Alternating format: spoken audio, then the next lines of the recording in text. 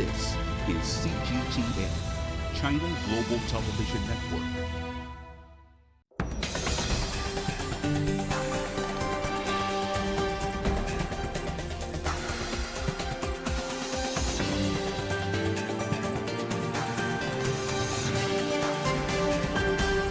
On today's World Insight, China and Sri Lanka double down on deepening relations amid the island country's fiscal challenges.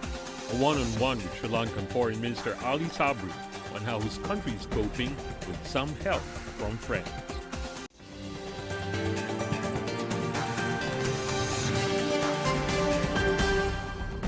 Hello and welcome to World Insight with me, Tian Wei.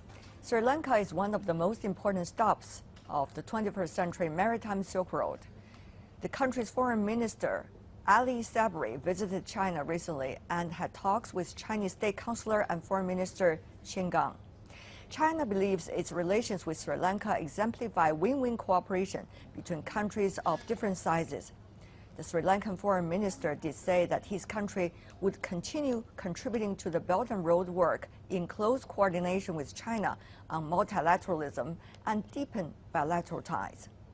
Sri Lanka is suffering now from serious debt issue and seeking support both from international institutions and neighboring countries. I had an in-depth interview with the top Sri Lankan diplomat on the sidelines of the Summer Davos in Tianjin. Take a listen. Mr. Minister, what a pleasure to see you finally. Thank you very much for having me here. You are here also to attend the Summer Davos. Now, what do you make of the theme, which is entrepreneurship, the driving force of the global economy? Yeah, I must congratulate the government of China and the World Economic Forum for having this beautiful venue and also the manner in which it has been organized.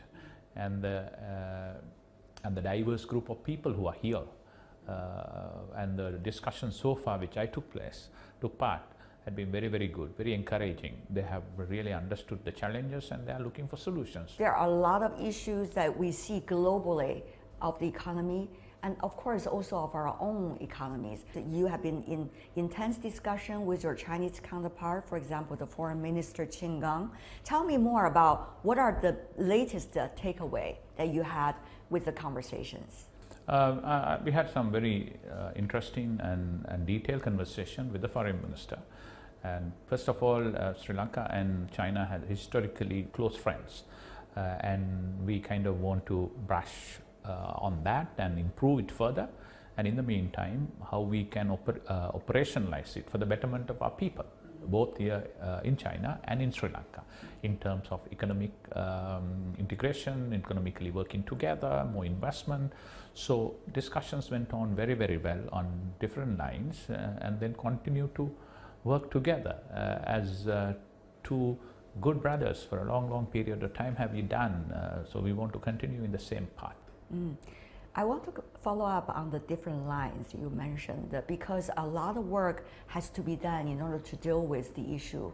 So what are some of the crucial lines that you are identifying at this moment? At this point in time, there are a few very crucial issues. One is that for development to follow, you need stability and peace. So we need to contribute towards the peace, not to escalate the tension. Our Chinese Premier at the opening ceremony of this discussion very correctly pointed out, we need to connect with each other, cooperate with each other, and globalize it. And actually, it has to be re-globalize it, not de-globalize it. You know, so in that sense, it's important that we connect with each other and each country. Then, of course, we also have investment promotion, so to propel the next phase of growth in Sri Lanka. Chinese investment are very important for us, we discussed that. And then of course there are some very important discussions we had about the regional and international issues together, how we face at the global south, because we have been partners for a long period of time, and inevitably discussion also centered around how China can help us to stabilize our debt so that we bounce back stronger and better. So those were the broader areas of discussions we had. I want to follow up once again on many of these clues you provided for us. They are all crucial. One of it is the investment and cooperation. How will that work? In what format? About what kind of projects? Yeah, Chinese have been kind of contributing to Sri Lanka's development. After 26 years of the war, Sri Lanka was depressed, and so many countries were adopted a wait-and-see approach. But Chinese came and started investing on that. They have built ports in Sri Lanka, they have built terminals in Sri Lanka, they have built airports in Sri Lanka, they have highways, a lot of work. So those investments need to be safe. This investment need naturally return. So we are looking at how to operationalize it for the betterment of both Chinese investors and Sri Lankan people. So, so those investments are very, very central for Sri Lanka's recovery and the growth. The global context has been shifting all the time. As the foreign minister, you understand probably the best. No, I thought it's very, very important that world has to come to reality. The Cold War is over now. There was relatively peace for about 20 to 30 years in a unipolar world. Now that is coming to an end. China is rising. We are going towards a multipolar world. Whole world, I think, other than few people or few countries, the entire world is looking for a multipolar world, because sometimes one person or one country centered around so much of power, there is no balance of power. In that, we are, as Global South, genuinely happy that China's rise. China has able to take 800 million people out of poverty. And that's the biggest miracle in our lifetime. You know, so we are very happy on that. So, but if you want to go forward, the best time of our history during the last 30 years, that is because there was stability and relative peace. Not that there are no differences, but they always have. There are conflicts, but people manage to sit, talk and resolve those things. Now going forward, same thing should happen. Otherwise, it's unfortunate. In 2000 to 2010, the average growth of the global economy was 6.6%. And China was the driving force behind it. Now it is now estimated from 2020 to 2030, it will be only 2.2%. But if you go for a conflict, then what will happen? So therefore, conflict is not good for anyone. So you need to sit and talk, and diplomacy is the way forward. So without China and Asia Pacific, it's very difficult to propel the growth, because some of those countries in the Western world are saturated now. I mean, so this development must come, and no one should be scared about it, and you don't need to be too worried about it, because the last 30 years was the best example for that. The world world is a better place than it used to be. More people are out of poverty. More money had been put into healthcare, innovation, education. SDG goals have gone up. So therefore, my understanding as a diplomat is that best way forward is collaboration, cooperation, discussion and globalization. Sri Lanka is fortunate to have good friends, and luckily for us, last year the situation was very bad, but within 8 to 10 months, now I could see whenever I see my other counterparts, they're saying that how do you manage to pull this? The fire under control, yeah. Exactly, the 80% of inflation has come down to, 15%, it should come down to single digit next month, and the dollar, rupee had appreciated 23% when others are depreciating, and there are no full queues or power cuts or anything. Sri Lanka is back, and back strongly. So the idea, we wouldn't have achieved that if not for the support of the international community. The Western countries, India, China, Japan, and all of our friends came together and supported us, and IMF helped us in really reforming our economy. We have worked hard on that to get it going. So therefore, it's time right now, the multilaterals like IMF, World Bank and ADB to support us. Bilateral relationship with countries which I mentioned earlier to support us, and we are very confident that they all will converge together and give us a helping hand to get back on track. Because otherwise what happens? The longer the debt gets suspended, bad creditor, the longer the debt is suspended, your economy won't come back. If your economy doesn't come back, it's bad for the investor. So in order to protect the investor and do justice for their investment, in order to, for us also, we don't like to be a debtor forever or defaulter forever. We want to quickly pay back, but it has to be sustainable. So we have come out with a sustainable model. Now we are talking to everybody, and my indications are that everyone else, along with China, will support our debt stability analysis.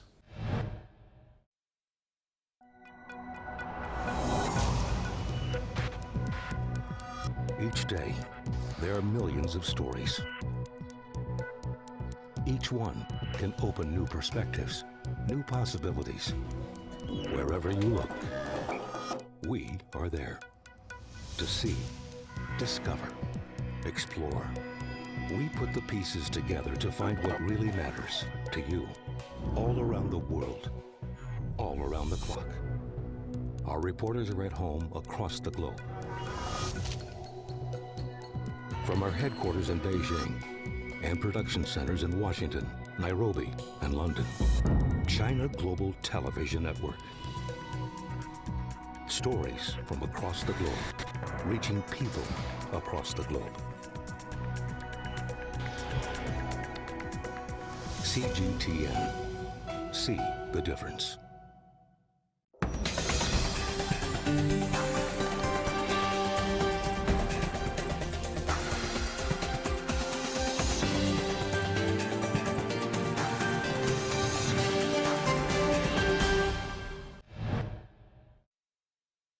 Mr. Foreign Minister, you know very well, this is not easily a net that's been woven together. So what was it like for you personally, over the past months to try to make sure these lines could work, not only individually, when they're being put together, it could also work. What was the like process for you? I think it's very, very important that we must have a ready-made template of a debt restructuring process, because Sri Lanka probably would have been probably the first country in the last 2-3 years to default. But I'm afraid, but I'm afraid we are not going to be the last. There will be a number of them, because according to World Bank report, 52 countries are under debt distress. So you can't be just talking about it until the societies fall apart, just like what happened in Sri Lanka. So you have to be an adequate mechanism to immediately and ready-made to cater to that situation. So this is time that all stakeholders and all the creditors sit together and come out with a ready-made template so that they can immediately start working on that. So a debt restructuring architecture, not only for the low development countries, but also for middle income countries like Sri Lanka, because we don't have access to low interest loans. So this is a vicious cycle. Everybody is together here. We all learn from the debt crisis, the COVID crisis, until everyone is safe, no one is safe. So economy is also like that. Yeah. So if one country goes down the path, it won't stop there. It goes beyond that borders and go to the other places. It's ASEAN crisis, 2008 crisis. So it is important that world face these challenges together, and there is a lot of responsibility on big players.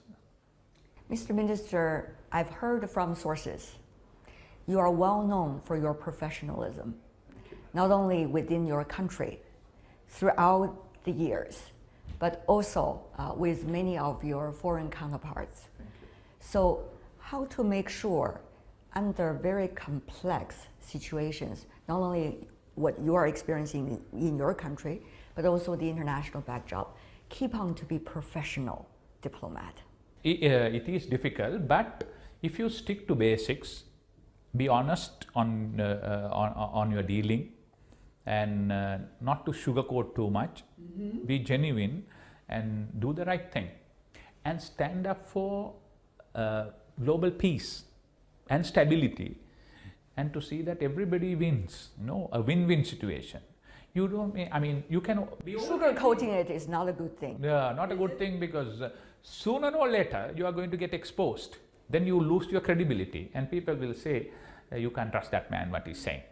So that cannot go long. Yeah. It will go and stop somewhere. It's important that we be genuine in our dealings, be frank in our dealings, be transparent in our dealings, and wish well for everybody. You don't need to put one country down to get up.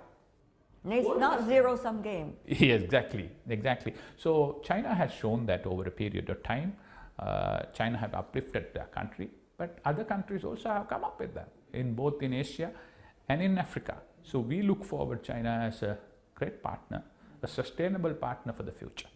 What about that global south that you mentioned from the very beginning of our conversation? If you look at the different directions of cooperation, it is happening. So how would you characterize, the characteristics of this, what we call the global south? Where are you right now, and where do you see China is? I think global south and the global north, we all know. Global north has made their money on different ways. So global north had their way and say for a long period of time. It's nothing but fair. It become equated along with the global south. So for that, global south also need to have a voice, a plan, and execution. And that have been done by China and shown. So China right now, after they have done their the part in China, while they continuously improve, I mean, your Prime Minister was very modest, saying that we have moderately done well. But that is true because of the size of the population. But if they can give the leadership what world is yearning for the global south, you can always come to terms with this total income inequalities between the global north and the south. So it's important, as I told earlier, on the longer run, I think the global north has saturated. The big growth won't come from there. Growth has to come from the global south, because it is estimated 70% of the growth next 20 to 30 years will come from Asia Pacific. So that means it has to come from China and India, most of it. Also from Sri Lanka. Of course. When you recovers. Yeah, I'm sure we will recover stronger and faster with our friends. So it's time that global south have their say and have big say in determining the way the world is going on, because we are all tired of somebody dictating us as to how we should live, as to what our human rights should be, as to how you must treat our citizen. When you clearly go back and look at their histories, I don't want to comment on that. You talk about three things very important. One is a plan, how to implement the plan, and the exact implementation of the plan. Now, maybe I can throw in an example, Mr. Minister, with your permission. Yes, please. For example, the Belt and Road Initiative, about green Belt and Road Initiative, about digital Belt and Road Initiative. So how do you see the stage where the BRI, which also Sri Lanka plays an important role as well, is right now? And how do you see our gradual updates, or shall I say smart updates, as things are evolving, as we are learning from one another? So I think Chinese have now built the infrastructure. The ports are built, the railways are built, the airports are built, people are connected, refineries are coming in. Next stage is about what you told, is about digitalization, it's about investing on education, and then investing on good practices like renewable energy and things like that. Along with that, create industries which generate income and generate employment. So I'm sure BRI will take that into consideration. In my interaction with your foreign minister, finance minister, and other senior officials, bankers as well. Bankers as well, I shared our thoughts. What should it be in future? I'm sure they will take that into note. Images may appear to be identical, but looks can be deceiving. The difference is not always obvious. It has to be discovered. There are always different sides to a story. We put the focus on the details. To see more, to understand better. CGTN. See the difference.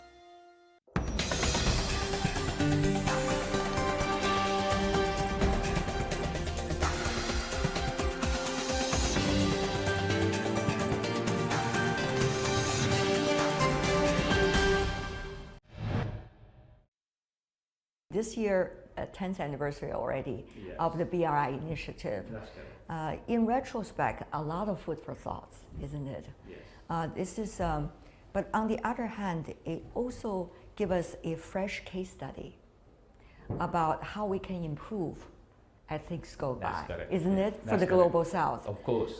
So, what inspirations in terms of infrastructure, in terms of how we can communicate, how we deal with crisis, and how we can forward-looking in our planning, Mr. Minister, do you see that we could draw from the BRI? Yesterday I came from Beijing to Tianjin in half an hour. On the train, On yes. the train. it's- So your train system are world class, which is unthinkable 30 years ago. 300 kilometers an hour, right? That's what you're having. 350 kilometers. 50, So okay. yesterday when I came Yeah, in, they could go faster, but I think they want to be a little bit safer for Mr. Minister. so and digitalization is all over. I mean, mind-boggling, and I had a couple of experiences with that.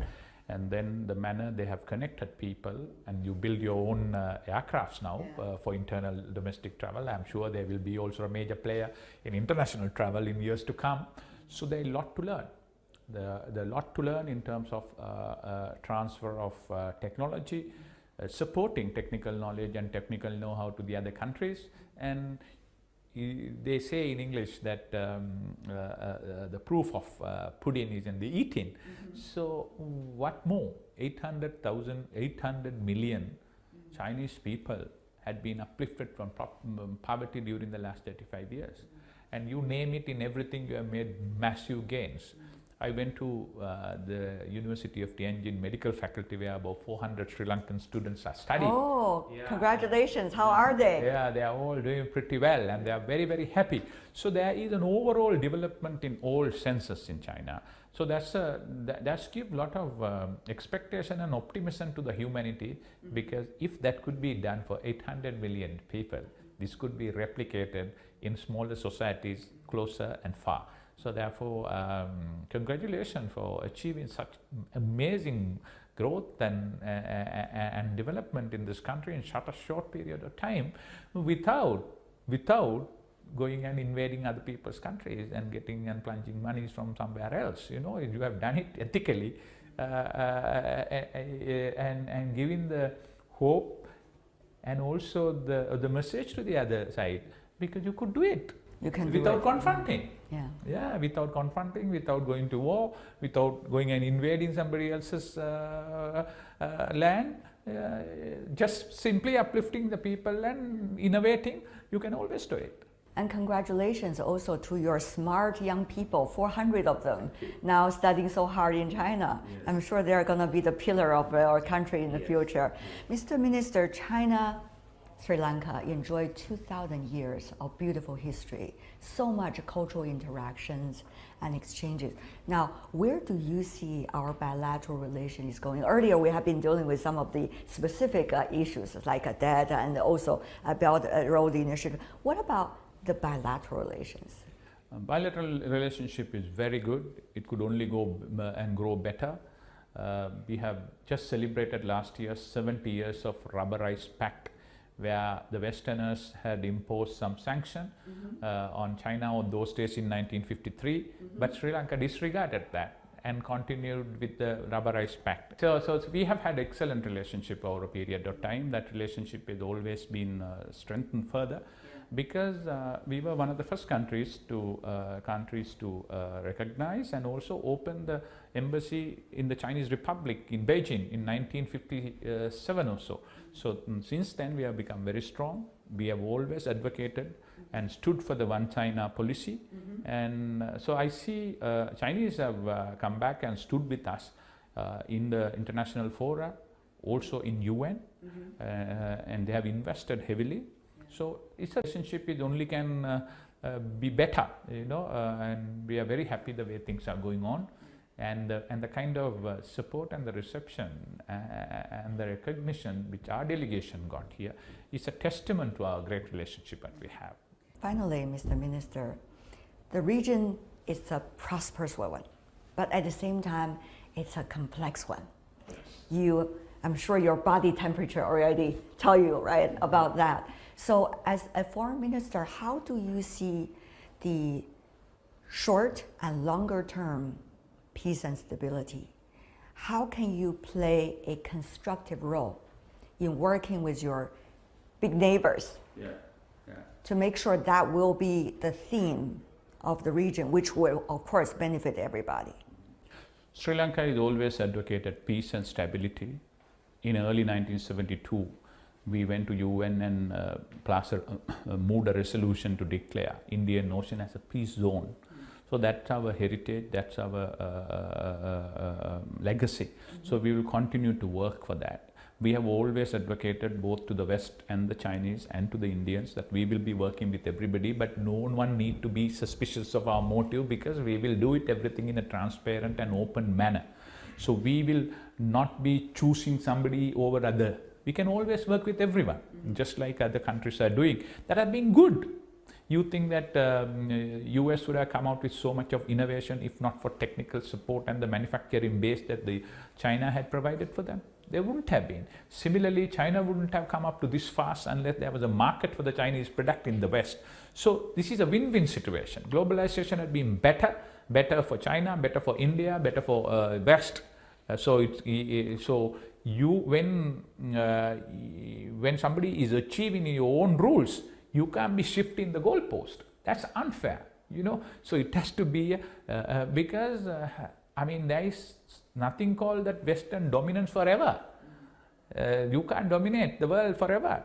The day where everybody is equal, everybody is treated equal, the equities are being shared equally among everybody, is the day when the world will be really, really peaceful, you know. So China is leading that transformation. Get used to it. Unipolar world is coming to an end. People must get used to the multipolar world. That's the message I can say. The world should not be just controlled by muscles. Exactly. It needs to be controlled, or shall I say, it needs to be managed through cooperation and also fairness.